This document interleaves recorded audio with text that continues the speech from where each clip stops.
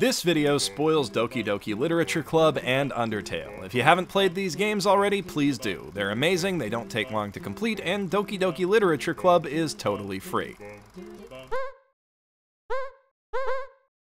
So yeah, Doki Doki Literature Club, Undertale, games about games, where the mechanics are the story. There's just something about these video game meta-narratives that's really grabbed the gaming public's attention in the last few years. Maybe it's the inherent mind-blowing nature of the twist that these stories allow for. Something that you've taken for granted as part of the game's structure has become a key part of the plot. Moments like this have been exciting from the days of Chrono Trigger's infamous trial all the way up to 999's spoilers redacted. Or maybe it's just seeing artistic commentary directed at our hobby of choice. It's easier for the average gamer to wrap their head around the philosophical ideas of Spec Ops: The Line than, say, Apocalypse Now, simply because we're more familiar with the medium and subject matter. Looking specifically at the success of Doki Doki and Undertale, though, I think it runs deeper than the inherent appeal of that little narrative hook. When you look at the subreddits for these fandoms, the most popular posts by a wide margin are pieces of fan art and fan fiction that depict the characters just doing stuff, being goofy, getting buff, going about their daily lives. It's ultimately the characters that the fans fall in love with over the course of these games and keep them coming back. And I don't think that that's a pure coincidence. The way that these game stories are written around the actions that you perform as the player inherently break down some of the barriers between the game world and our own, which means that if these games are well written enough, you end up feeling a more personal connection to the characters than you would in a more conventional story. They don't feel like friends of your avatar, they feel like your friends. You are the one helping them through their troubles, setting their world straight and getting to know them. You're just doing it through your computer screen. I commented on this in the Undertale review I made, gosh, has it really been that long? 2 years ago. Damn.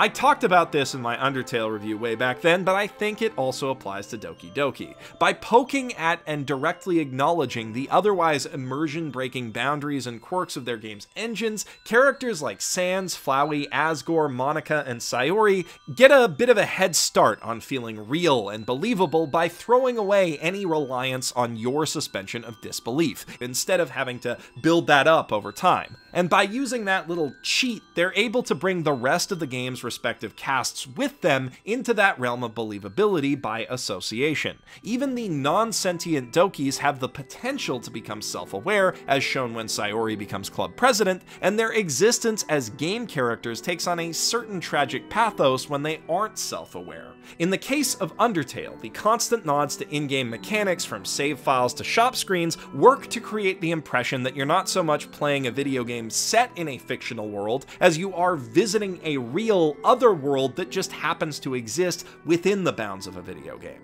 if that makes any sense at all. And I mean, I know that it doesn't, but bear with me.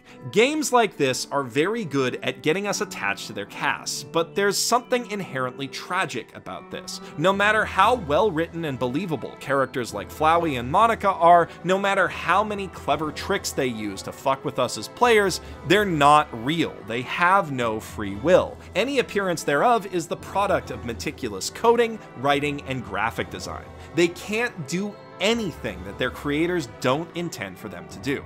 There's also something specifically tragic about the fact that Monica chooses to use her self-awareness and free will to pursue a pre-programmed romantic interest in you as the player, but that's a separate topic of discussion that was given excellent coverage by Explanation Point in his recent video about the game, and I will link to that in the doobly-doo and also in the corner. I'm speaking in a broader sense here, though.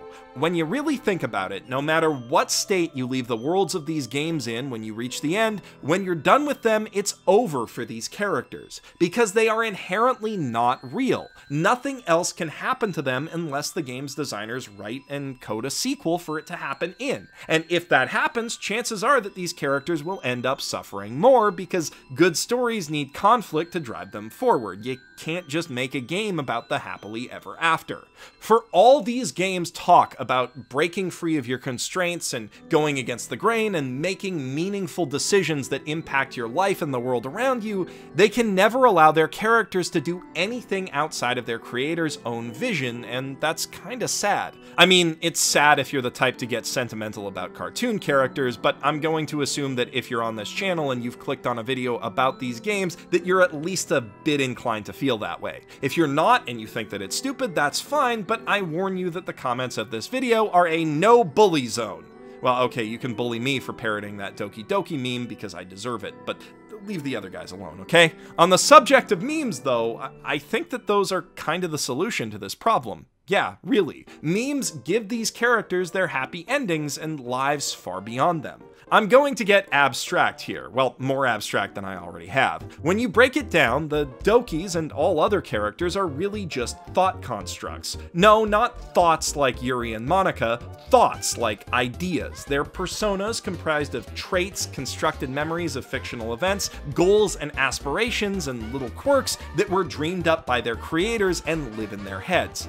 The games are just expressions of those ideas, designed to take those characters from the minds they were born in and put them in the minds of us, the audience. Whenever we think about these characters, dream up how they might react to a certain situation, or, I don't know, draw them with huge rippling muscles, they are, in a sense, alive in our brains. At least to the same extent they are when Dan Salvato and Toby Fox initially dreamed them up. And when we put those images, or shitposts, or fanfiction chapters, or fan theories, or what have you out into the world, then the versions of these characters that existed only in our minds start living inside the minds of everyone who sees them, contributing to the general concept of what a Natsuki or a Monica or a Sans is. So while obviously this fan content doesn't actually change the core source material, I would argue that it can alter how we as individuals and as an audience in general perceive it. And doesn't that mean, at least in some sense, that this content allows these characters to break the bonds imposed on them by that source material? I mean, obviously Sayori, Natsuki, Yuri, and Monica and Protag-kun can never, say, make the decision to take a day off school and go to the beach in the base game of Doki Doki Literature Club. But when a fan of the game looks at this seriously gorgeous fan art of the characters in swimsuits at the beach, they can at least imagine what that event could be like in their minds. And maybe seeing this, a writer is inspired to concoct and share a short fanfic about this non-existent Doki Doki beach episode, or even code up the scene in Renpai with original music. I know that sounds excessive, but fans can get pretty nuts with this stuff. Toby Fox started his whole game dev career creating a playable Earthbound AU. Anyway, now all of a sudden there is, for all intents and purposes, a full Doki Doki Literature Club beach episode that exists for all fans to enjoy.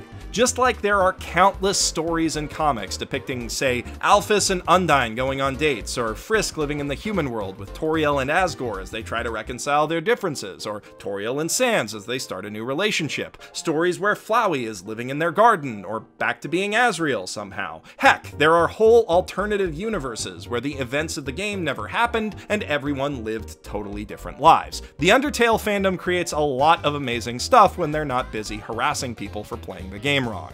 And also fucking. There are so many pictures of all these characters fucking. Way too many.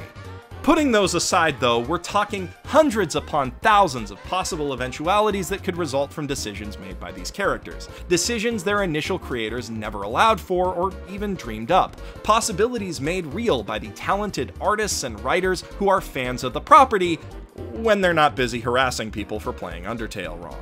And these moments and alternate realities and fan costumes have the potential to stick with at least a portion of the fan base, living in their minds just like the original material does, giving these characters life beyond what they were originally made to do. Of course, this brings up the argument of canonicity. A lot of people would say that anything not created or approved by the original artist isn't legitimate, whatever that means. But even in well-established series, canon has always been fluid and iffy. I mean, look at Star Wars. There used to be endless arguments about which Lucas-approved novels and comics actually count, and fans even rejected some of George Lucas's own additions to the story, like the idea that Greedo managed to get a shot off before Han killed him. That was a big one. But let's ignore messy debates like that, because I'm not really talking about what the official set-in-stone on the wiki stories for each of these characters say. I'm talking about the impressions they leave on the audience, and ultimately a good fanfiction chapter or piece of fan art or even not safe for work comic can have a strong impact on the fan base of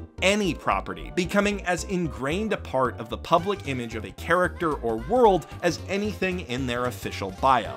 And sure, there are going to be some versions of these characters that exist in the minds of some fans that are so wildly different from their actual personalities that they're not even the same character anymore. But these depictions naturally get filtered out by the audience hive mind, at least to some extent. What the audience at large accepts and latches onto takes root and is allowed to grow, while bad or overly weird ideas are left to wither and die, never getting the chance to be part of the fanon, let's call it. Of course, this is true of literally any fictional work, but I feel like this idea has special importance for these metafictional characters, because their stories are, in many ways, about struggling to escape the bounds of their original programmed purposes, their original mediums, and fan creations, in a sense, allow them to do so. What do you guys think? Have I just been watching too much Recreators, or do you agree that fan creations give characters life beyond their original works and allow meta characters some semblance of the freedom that they strive for? Let me know in the comments below, and also tell me if you want to see more of these abstract, vaguely philosophical videos about how games and anime affect us and vice versa. Well, actually, please stick around for another few seconds so I can tell you about my Patreon, where you can go to support me in making videos like this and get your name featured in the credits at the end of videos, not to mention exclusive access to my Discord and other perks. If this has you interested in seeing me do a fanfiction-esque take on an established story, check out this video where I fix the worst part of SAO, or click here for my recent rant about how I wish card game anime could be better. Also, subscribe to my second channel for more cool stuff. I'm Geoff Thew, professional shitbag, signing out from my mother's basement.